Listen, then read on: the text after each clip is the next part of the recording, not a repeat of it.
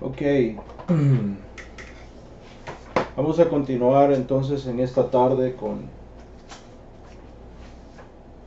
con el estudio del Evangelio de Marcos. Y nos quedamos la última vez en el capítulo número 15. Estamos estudiando la narrativa, la descripción de Marcos acerca de la crucifixión de nuestro Señor Jesucristo. Y hemos visto cómo la crucifixión de nuestro Señor Jesucristo no fue el resultado de las circunstancias, ni tampoco fue el resultado del azar, pero vimos que este es el diseño de Dios.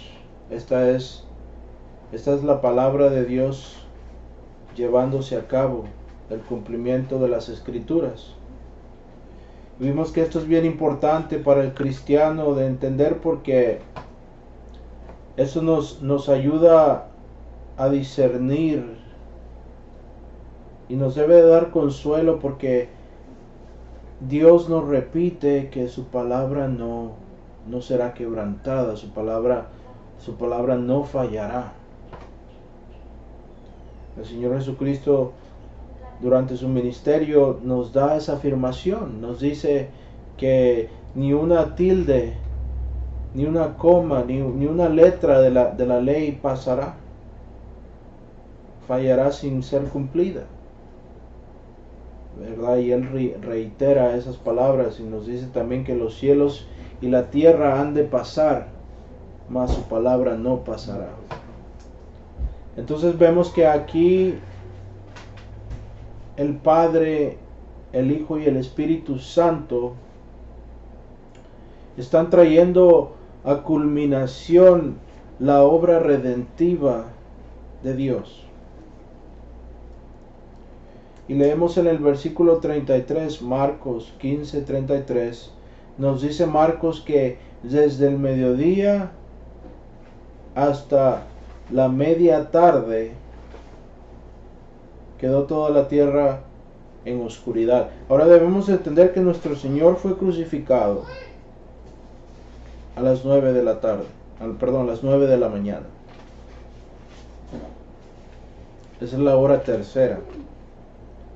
Entonces nuestro Señor fue crucificado a las 9 de la mañana. Entonces a este punto Él ya había estado 3 horas en la cruz. Entonces esto es a las 12 del mediodía. Es cuando el sol está en lo más alto. Es cuando el sol está en la parte más alta. Es cuando está más brillante el sol. Y es en este punto precisamente que nos dice Marcos que todo se llenó de oscuridad. Ahora esto es bien importante para nosotros, de entender qué es lo que está sucediendo en este punto. ¿Qué es lo que está pasando? ¿Qué es lo que significa esta oscuridad? Esa es la pregunta que debemos de hacernos. ¿Qué significa esta oscuridad que viene sobre toda la tierra, acorde a las palabras del Evangelio? Ahora tenemos que ver que en las Escrituras la oscuridad siempre viene vinculada con la ira de Dios, con el juicio de Dios. Ahora vemos que nos dice Marcos que el Señor dice: a las 3 de la tarde Jesús gritó a gran voz: Eloi, Eloi, lama sabachthani, lo cual significa: Dios mío, ¿por qué me has abandonado? Vimos que estas son las palabras con las cuales el salmista abre el Salmo 22. Estas son las palabras con las cuales el salmista abre ese salmo mesiánico. Entonces la pregunta que nos vamos a hacer y que todo cristiano debe de hacerse es: ¿por qué estas palabras? ¿Por qué el Señor expresa esas palabras? ¿Fue realmente Él abandonado en este punto? Y si fue abandonado, ¿cuál es la razón por la cual Él fue abandonado? Entender esto nos va a ayudar a tener confianza y a tener un entendimiento bíblico de lo que aquí está sucediendo.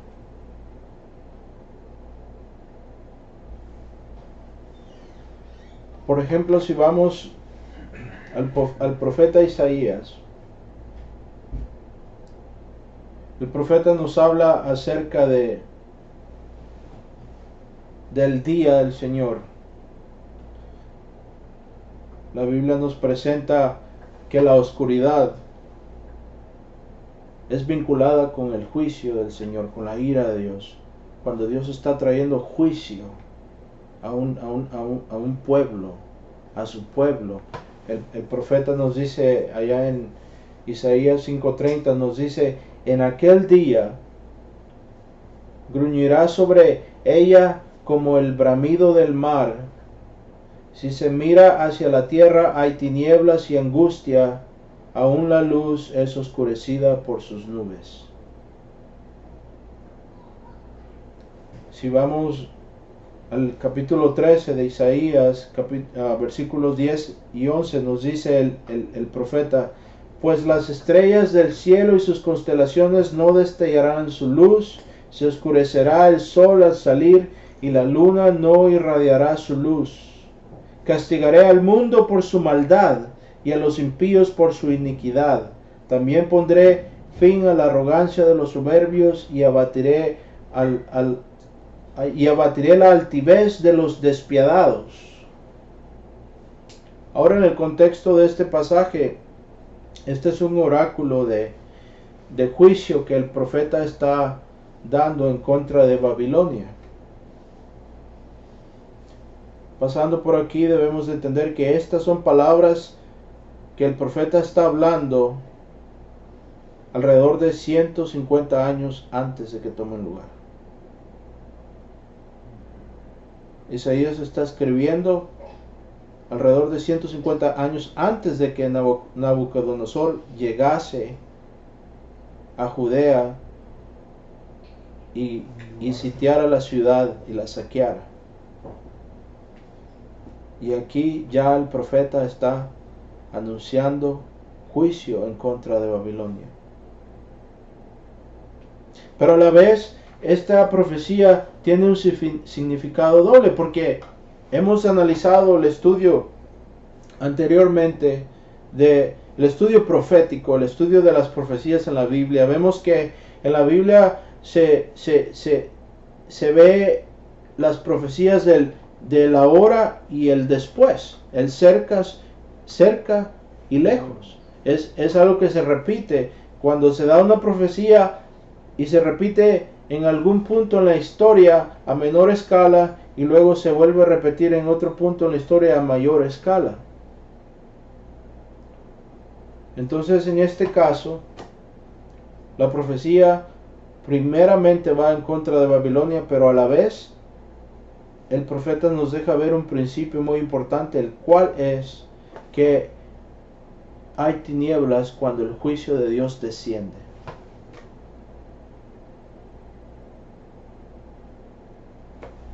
Entonces, lo que tenemos que entender nosotros aquí en este pasaje, que esto se vincula con lo que está sucediendo, con lo que estamos leyendo aquí en Marcos, que la tierra se cubrió de tinieblas. Y a raíz de esto, nuestro Señor exclama estas palabras: ¿por qué, Dios mío, me has abandonado? Esa es la pregunta. Entonces, ¿qué está sucediendo? Lo que tenemos que entender aquí es que a este punto, la ira de Dios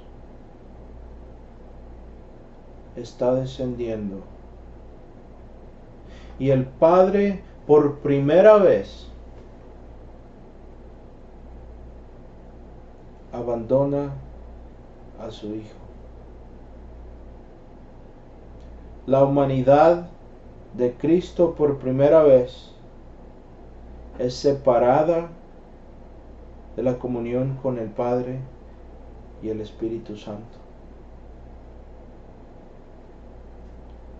Porque Dios está cargando en el cuerpo de su Hijo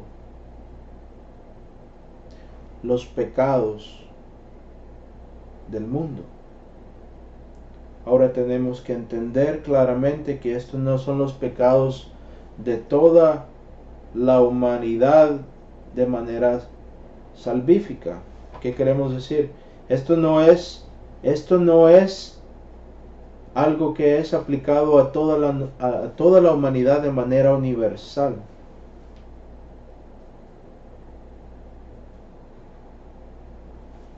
Pero de manera cierta, Dios está cargando los pecados de la humanidad en el cuerpo de su Hijo. Dios está cargando, está cargando en el cuerpo de su Hijo los pecados del mundo. Entonces, Dios es santo. Amén. Sí. Y ese es el problema que nosotros tenemos. El problema más grande de la humanidad, el problema más grande es que Dios es santo. Y que Dios es bueno. Amén. Ahora habrá quien diga, bueno, ¿cuál es el problema con eso? ¿Por qué es un problema para la humanidad?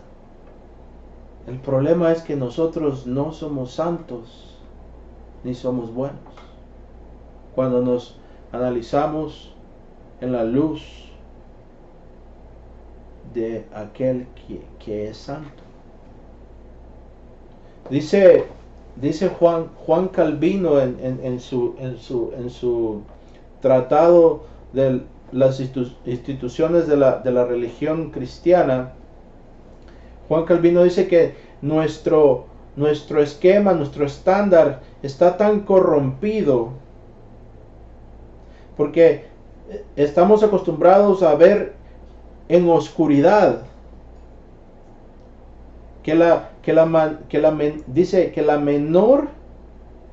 menor discrepancia, dice la variación menor de esa oscuridad, así sea algo café, algo de color café, dice, nos parece algo puro, porque nuestros filtros, nuestros estándares son tan bajos y tan corrompidos que hasta lo más ¿cómo se dice? Lo más café que podría ser lo más, tal vez algo que cuando lo vemos comparado con algo blanco, tal vez nos parezca de un color más oscuro para nosotros, porque nuestros estándares están tan oscurecidos, nuestros filtros, nuestra moralidad está tan corrompida que hasta las cosas más simples nos parecen grandes actos de justicia.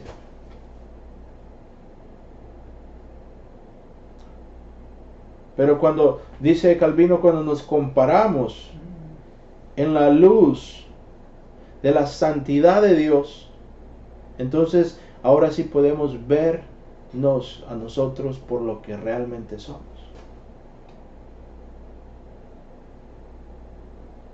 Entonces, la santidad de Dios en este punto está descendiendo. Dios en juicio ha abandonado al Hijo y le ha encontrado ahí como juez.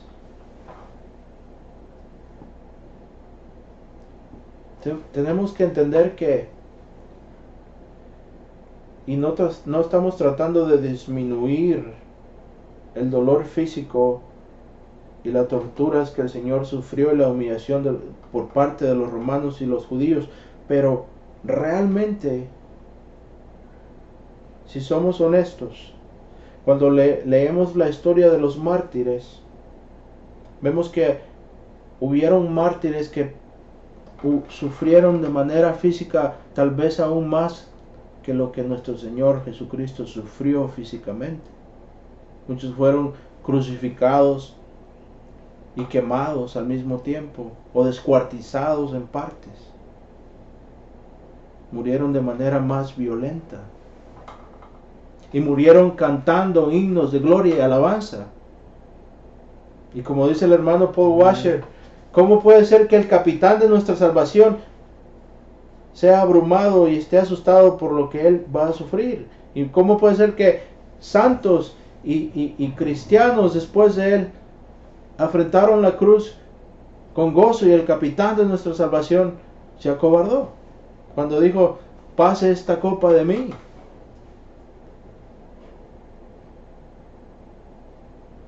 El punto que estamos tratando de hacer es que el sufrimiento físico solamente es una parte muy minúscula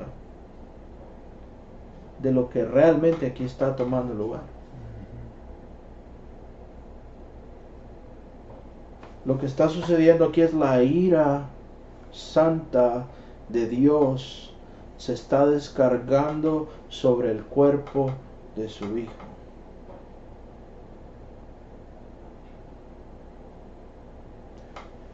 Hay personas que dicen, sí, el infierno es simplemente que Dios se separa de nosotros. La separación eterna entre Dios y nosotros. Y las personas que son antagonistas al Evangelio dicen, bueno, está bien, si lo único que es el infierno es la separación de entre el hombre y Dios, pues bueno sea, pues yo realmente no quiero tener nada que ver con Dios. Fantástico, dice, voy a tener una fiesta con mis amigos en el infierno. Pero lo que fallamos a entender es que cuando Dios nos separa de Él, también se lleva toda clase de bendición, toda clase de gracia, toda clase de habilidad de tener reposo, toda clase de descanso. Se lleva al Señor toda clase de habilidad, de placer, toda clase de habilidad de saborear, toda clase de cosa placentera para el hombre, toda bendición, toda gracia general de Dios, todas las cosas que tomamos todos los días sin darle gracias a Él. El Señor retira esas cosas también. Y en lugar de eso queda simplemente la miseria, el dolor, la agonía, el tormento. No va a haber la habilidad de tener comunión con otras personas. Estaremos solos por una eternidad en tormento consciente, con nada más que dolor y angustia y tormento por toda la eternidad. Tenemos que entender que esa es la realidad y es lo que está sucediendo en este momento.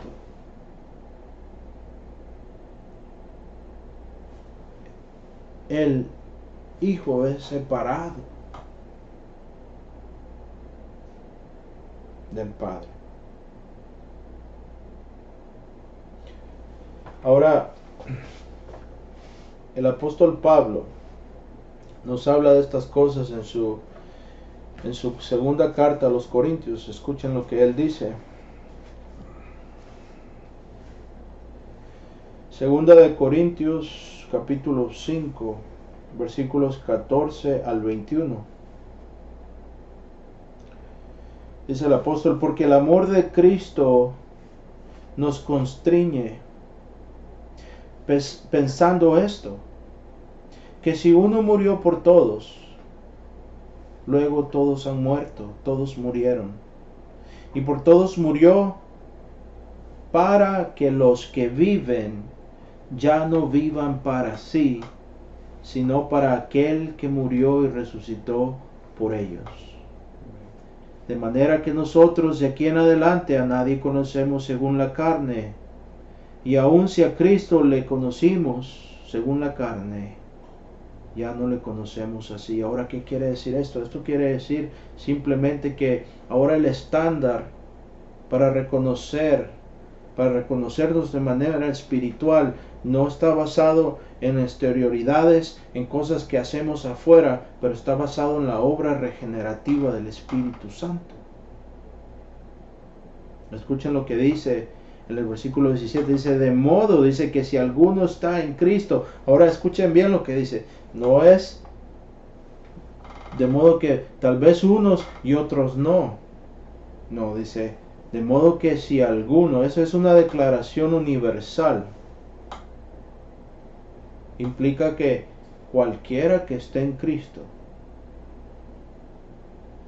esto es lo que se espera. Dice, de modo que si alguno está en Cristo, nueva criatura es.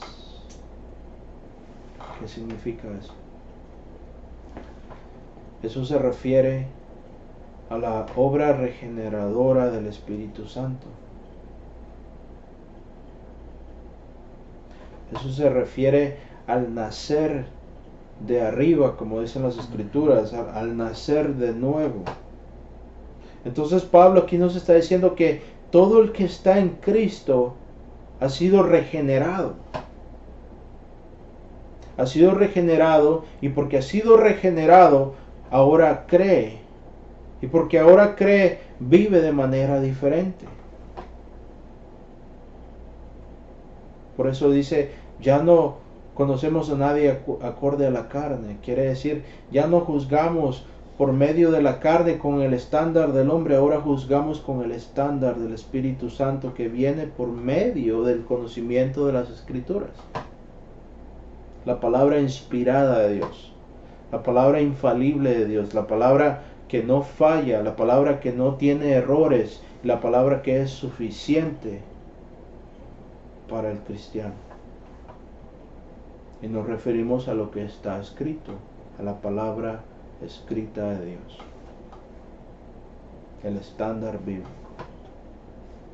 Entonces Pablo nos dice que todo el que está en Cristo es nueva criatura, y nos dice las cosas viejas, o sea, lo que fue de antes, el hombre carnal, el hombre que era dominado por la carne, el hombre que vivía en transgresiones, en maldad, el hombre que su carne y su mente le dominaba al pecado, ahora dice, las cosas viejas pasaron, he aquí todas son hechas nuevas. Y ahora Pablo nos dice, ¿y esto proviene de dónde? ¿De la voluntad del hombre o de la determinación del hombre para permanecer en la santidad? No. Versículo 18, segunda de Corintios, capítulo número 5, versículo 18 dice, y esto proviene de Dios. ¿Verdad? Esto hace eco a las palabras de Pablo en su carta a los Efesios, que hablamos la última vez. Efesios 2:8 nos dice de manera clara que somos salvos por causa de la gracia de Dios, y el medio es la fe. ¿La fe en qué? La fe en la obra completa de Cristo. Y esto no es de nosotros, dice Pablo, pero es el regalo de Dios para que ninguna carne se vanagloríe. De igual manera aquí nos dice Pablo nuevamente, nos dice, y esto proviene de Dios. Corintios 2:8, Corintios 5:18. Dice, y esto proviene de Dios, refiriéndose al versículo que acabamos de leer. Todo el que está en Cristo, nueva criatura es. El nacimiento de arriba, o sea, la regeneración, es la obra de Dios. Dice aquí Pablo, y esto proviene de Dios, quien nos reconcilió consigo mismo. Ahora, ¿por qué medio? Dice, por medio de Cristo, y nos dio el ministerio de reconciliación. Esto se refiere a la proclamación del Evangelio, refiriéndose a los apóstoles y aquellos que después de los apóstoles proclamarían la fe. Entonces proclamamos esta reconciliación. Ahora, ¿es esta reconciliación entre los hombres? Claro que no. No. Esto tiene que ver entonces con lo que está sucediendo en la cruz. Dios está reconciliándose a sí mismo con la humanidad, porque el que está en la cruz está representando a la humanidad, y como su representante está recibiendo en su cuerpo la ira del Dios vivo, como nos dice el autor de los Hebreos, que es una cosa terrible, que es algo abrumante, es algo que no podemos entender, caer en las manos del Dios vivo. Y aquí este que está en la cruz ha caído en las manos del Dios vivo.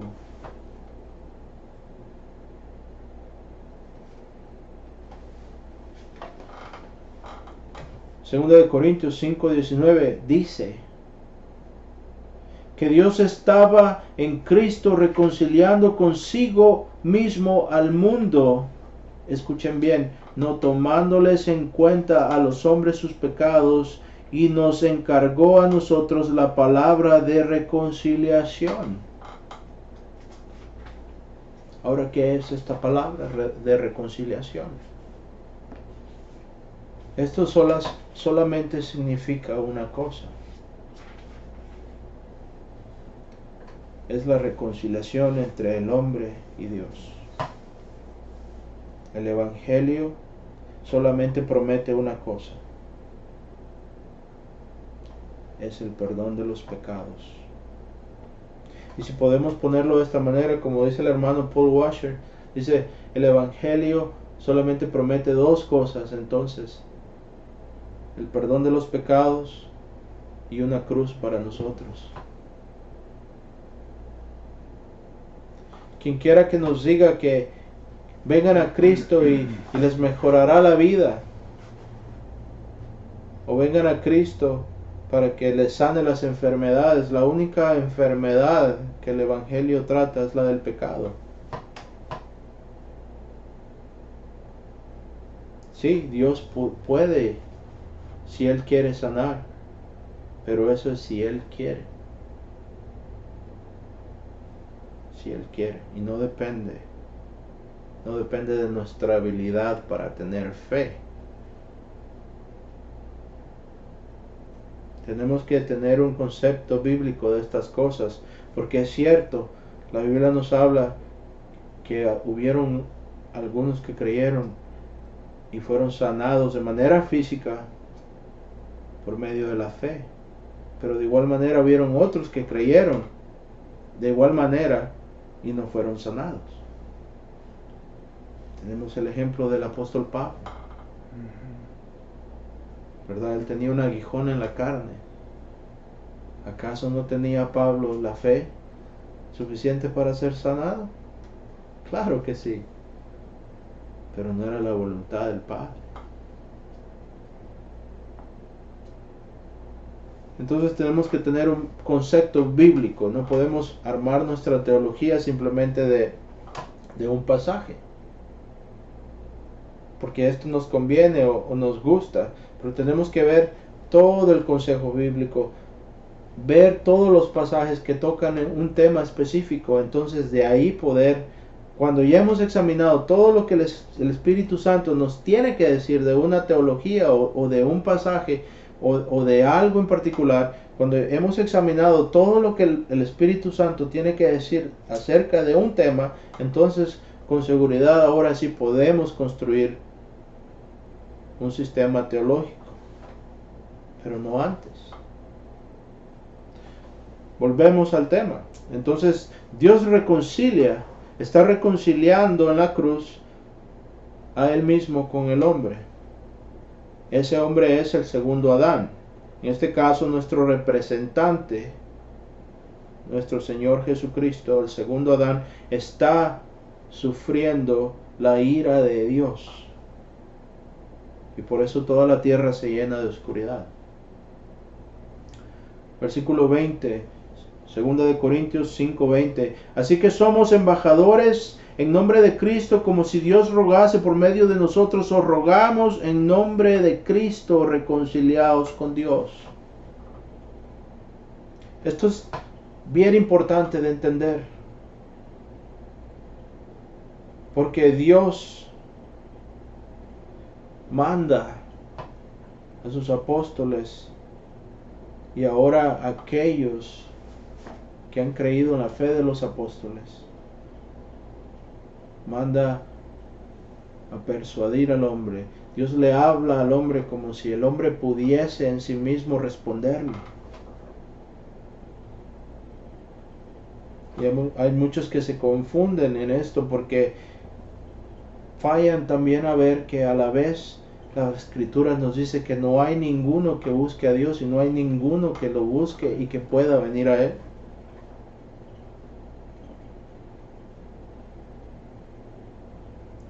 Entonces tenemos que mantener estas verdades en un balance.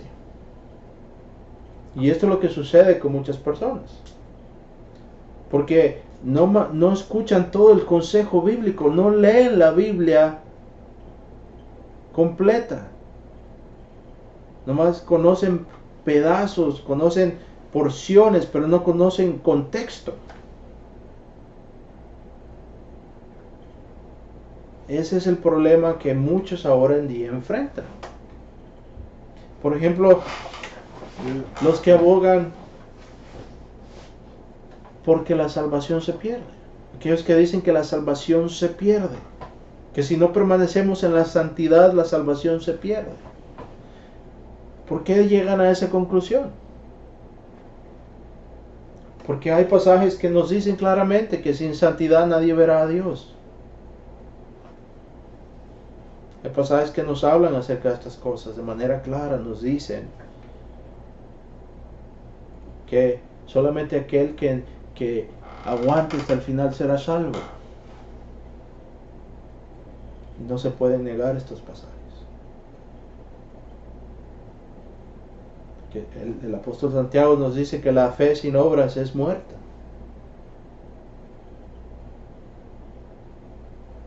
No podemos negar estas cosas. Pero estas cosas se tienen que examinar en la luz de lo que está ya claro. Porque a la vez las Escrituras nos dice que sin santidad nadie verá a Dios y a la vez nos dice que nadie es santo.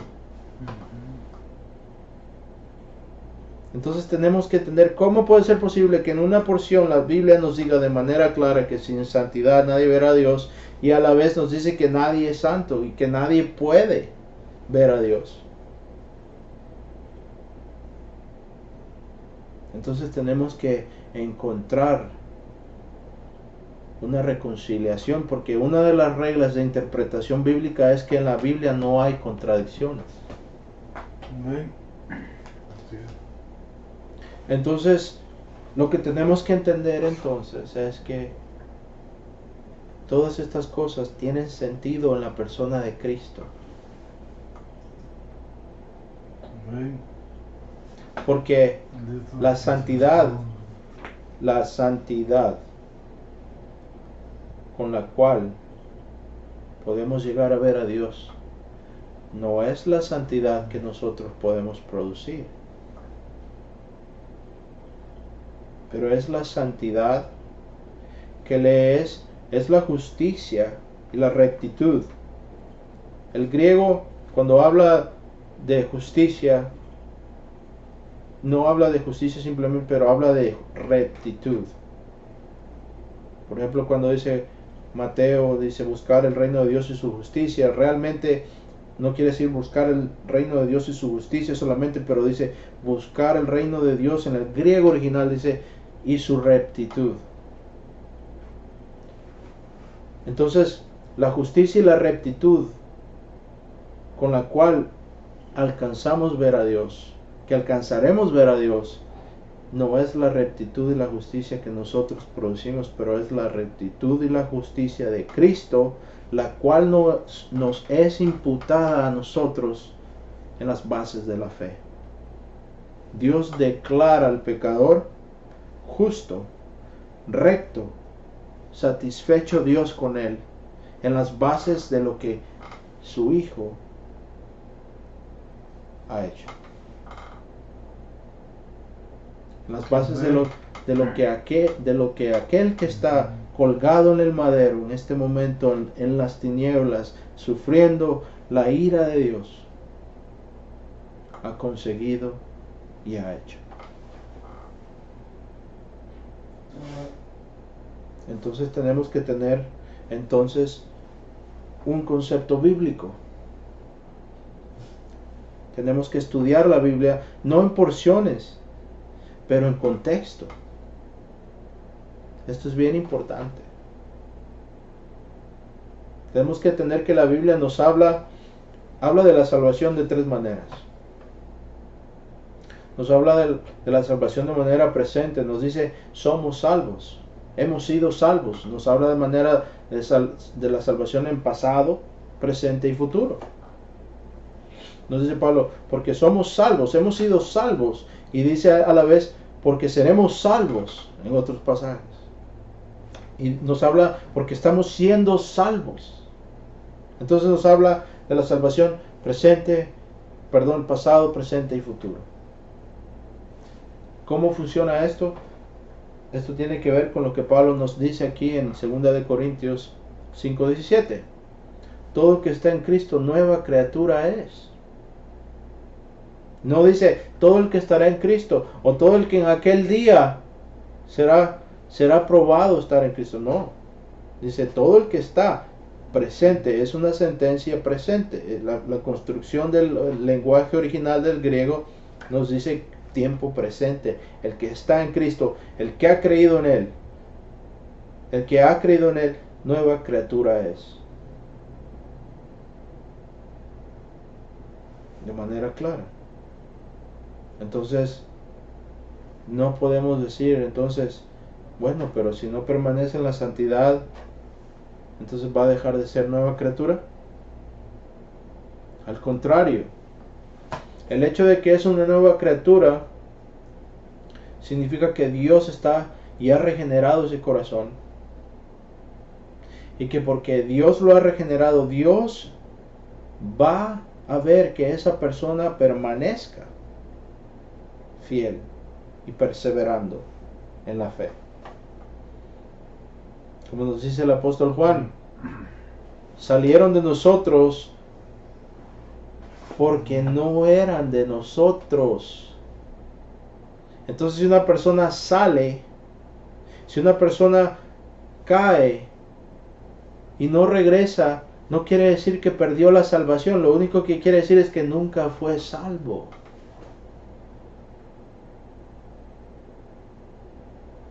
Porque todo el que Dios salva, dice el Señor Jesucristo, está en las manos del Padre. Y que de sus manos nadie nos puede arrebatar. El apóstol Pablo nos da ese mismo sentimiento en su carta a los Romanos, allá en el capítulo número 8. ¿Verdad? Nos dice que ¿quién nos puede separar? Dice, ¿qué nos puede separar del amor de Dios en Cristo Jesús? Puede la espada, la persecución, la hambre, dice la oscuridad, el abismo, las alturas o cualquier cosa en la creación. Dice, ninguna de estas cosas, dice, nos puede separar del amor de Dios que está en Cristo Jesús.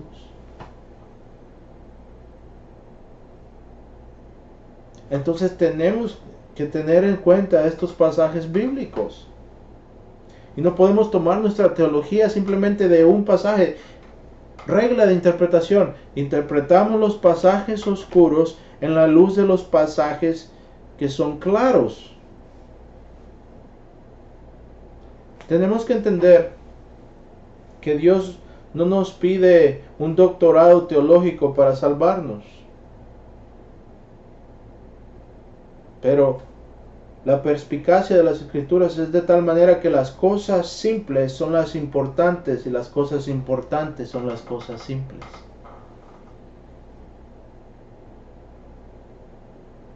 El Señor nos dice, te digo en verdad, dice allá en su Evangelio de Juan, en el capítulo 5, que todo aquel que escucha mi voz, dice, y cree en aquel que me ha enviado, dice, no caerá bajo condenación, pero ha pasado de la muerte a la vida. ¿Verdad? Entonces, ¿qué está sucediendo en esta oscuridad? Esa es la pregunta. ¿Por qué él fue abandonado? Vamos a buscar la respuesta. Continuamos. Segunda de Corintios capítulo 20. Segunda de Corintios capítulo 5 versículo 20. Segunda de Corintios 5, 20 al 21. Escuchen bien. Así que somos embajadores en nombre de Cristo, como si Dios rogase por medio de nosotros. Os rogamos en nombre de Cristo, reconciliados con Dios. El que no conoció, escuchen bien, el que no conoció pecado, por nosotros lo hizo pecado, para que nosotros fuésemos hechos justicia de Dios en él.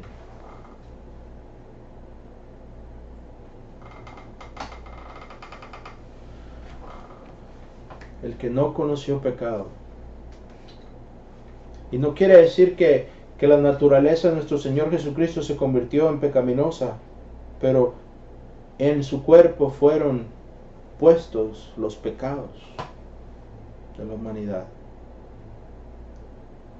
Los pecados de aquellos que creen y se arrepienten.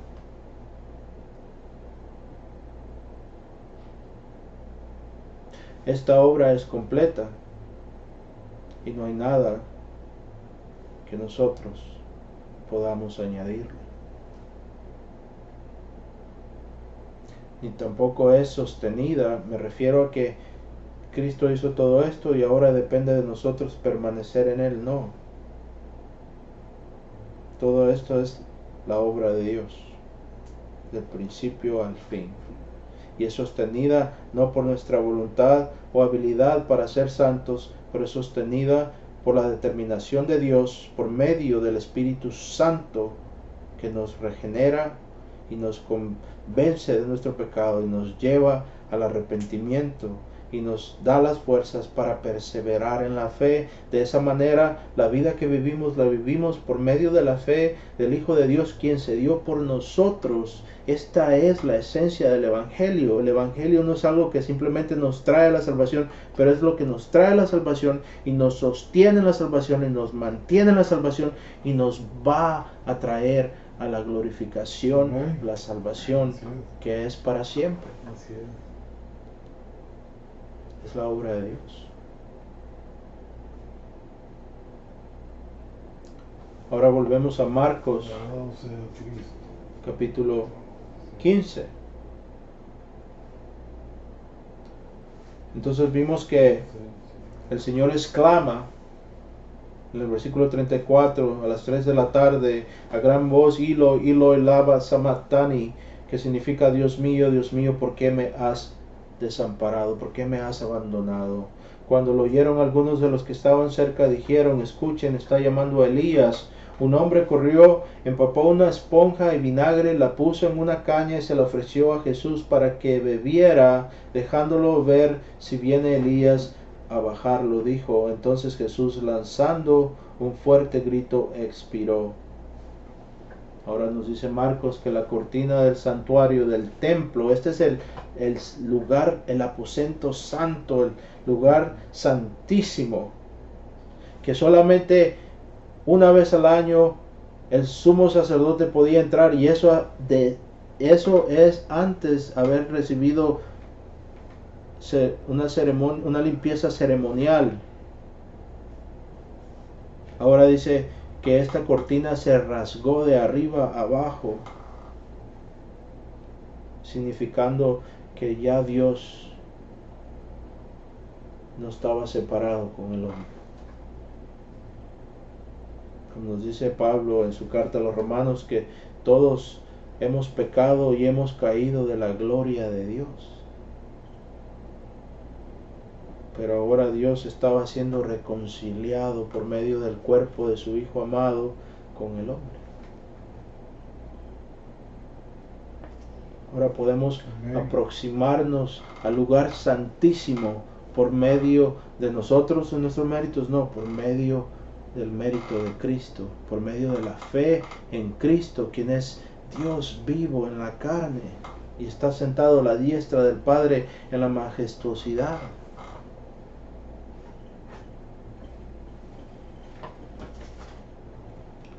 Y el centurión que estaba frente a Jesús, Marcos 15:39, dijo al oír el grito y ver cómo murió, dijo, verdaderamente este hombre era el Hijo de Dios.